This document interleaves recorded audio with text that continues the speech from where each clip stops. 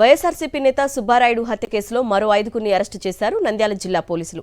ఎట్టకేలకు టీడీపీ నేత శ్రీనివాసరెడ్డి పోలీసులకు లొంగిపోయాడు. ఈ కేసులో ఇప్పటివరకు 16 మందిని అరెస్టు చేశారు. నిందితులను కోర్టులో హాజరుపరచగా 14 రోజుల రిమాండ్ విధించింది నంద్యాల జిల్లా కోర్టు. మిగతా 10 మంది నిందితుల కోసం పోలీసులు గాలిస్తున్నారు.